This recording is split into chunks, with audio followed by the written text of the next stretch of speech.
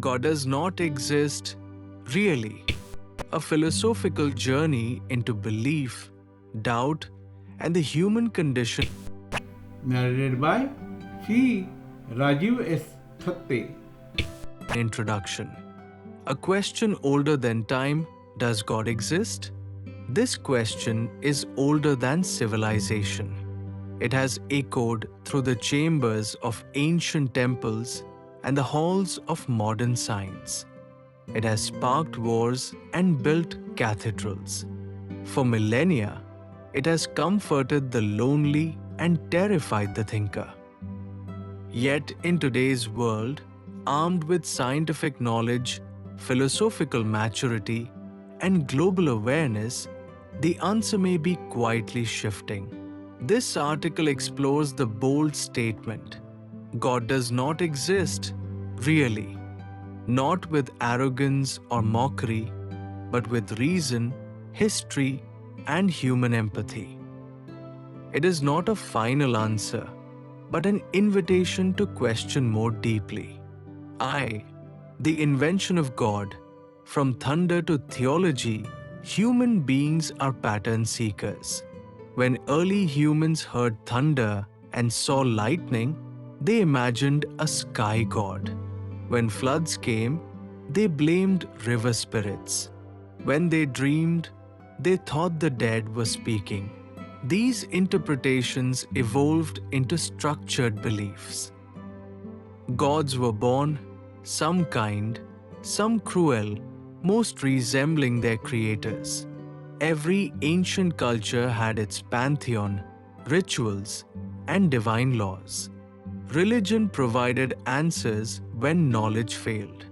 But gradually, explanations once held by gods were claimed by science.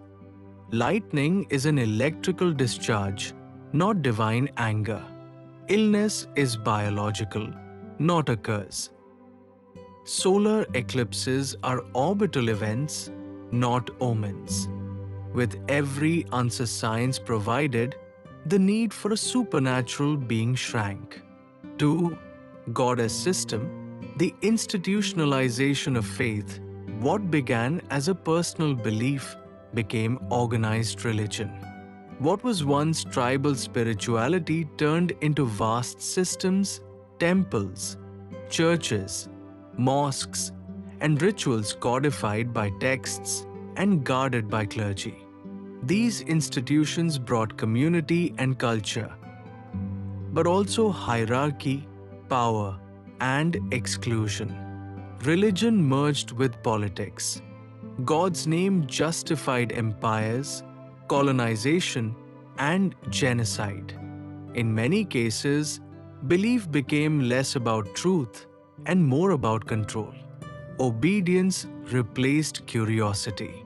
Fear replaced love. Would a truly compassionate God demand fear, or demand money, sacrifice, and segregation in His name? Or are these human inventions?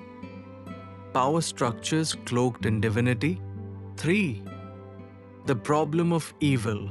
A silent heaven if God exists and is all-loving, all-knowing, and all-powerful, then why does evil persist? This is not a new question. Philosophers from Epicurus to Dostoevsky have wrestled with it. Why does a baby die in a flood? Why does a woman suffer in silence while praying for help? Why do genocides occur in the shadow of sacred monuments? Some theologians answer, it's a test, or God works in mysterious ways. But these explanations are intellectually unsatisfying and morally dangerous. If we excuse horror by calling it God's will, we lose our moral compass. If we believe divine justice will fix things later, we may ignore the suffering of others today. Perhaps the harder, but more honest, answer is, no one is watching. It's up to us. 4. Morality without God. Are atheists evil? A common fear is that without God, morality collapses. But evidence contradicts this. Studies show that secular societies often have lower crime rates, better education, and stronger social safety nets. Atheists donate, volunteer, and care deeply about justice, not out of fear of hell, but from empathy and principle. Morality predates religion. Empathy, cooperation, and fairness are observed in primates and young children. Our ethical behavior is not divine, it's evolutionary and social. So we must ask, is doing good only good if it's rewarded? Or is it better to be good simply because others suffer and we can help?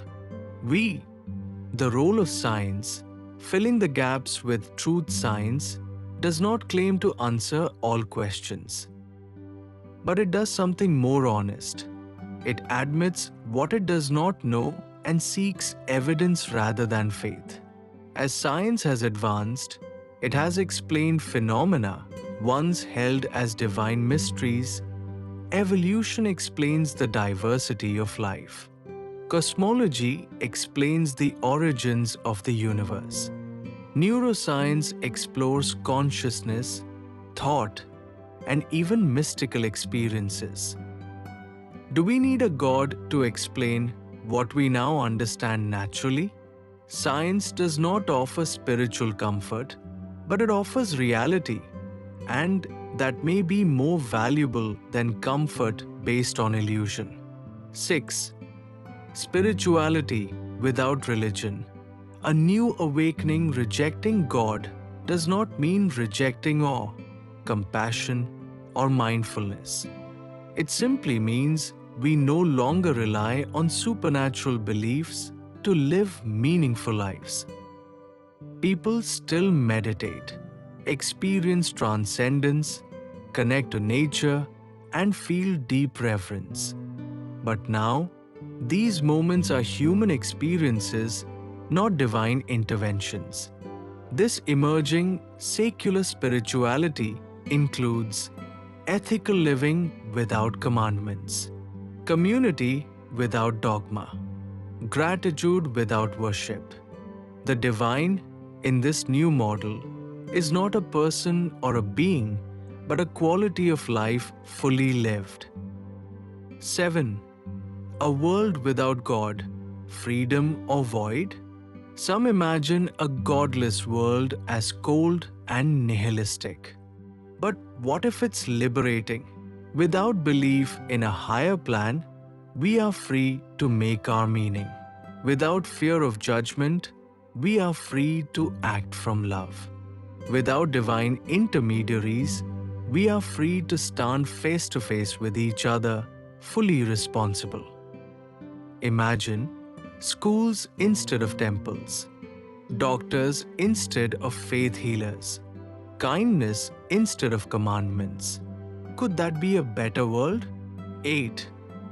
Why we still believe the power of longing despite logic and evidence. Many still believe in God. Why?